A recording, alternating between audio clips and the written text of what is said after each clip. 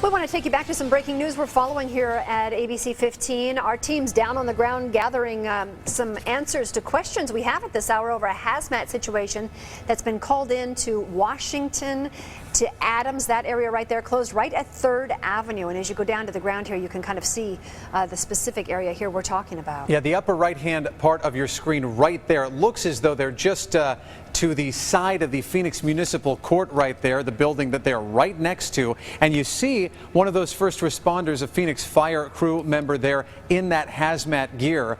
We saw him just a few moments ago getting geared up in that gear. Again, we don't have a lot of details as to what is going on, but we do know they've kind of cordoned off a couple of different areas right there again. 3rd Avenue between Washington and Adams. This is right downtown in downtown Phoenix. And once we got Air 15 over that scene, we're just kind of taking a bird's eye view to show you right along with us what's going on. And you can see the hazmat guy right there. We've been talking, watching and talking about him too, because he actually, there's some yellow tape around his booties there that he put on to make sure that he's completely sealed in. His head is still open right now as he kind of gets more information on what the game plan is, what they're going to do as they go into this building to try to assess the situation. But he's definitely geared up and ready, and they train for this all the time. Well, this is one of the scenarios too, Connie, where once we get confirmed information, we will pass it along. But as of right now, we are observers trying to just find out what's going on. We do have a crew en route right now to the ground there, and oftentimes you get one of those public information officers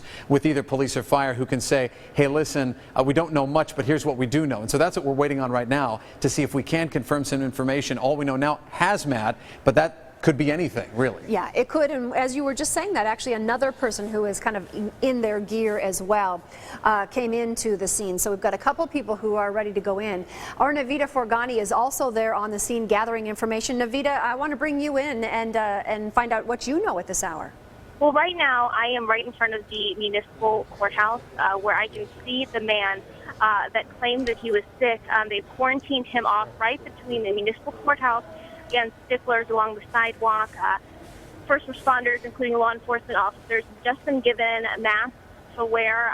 They are talking to him, asking him some questions. And right now, at this point, you have fire officials and police all huddled up on 3rd Avenue between Washington and Adams, probably trying to come up with a game plan. So we haven't been able to speak to anyone officially on the record about what's going on in the situation, but fire does have reason to believe that they need to take these extra precautions when dealing with this patient. So we're hoping to find out more information as we get it. But right now, he is quarantined off from everyone. There's crime scene tape kind of around the sidewalk, so he can't go anywhere.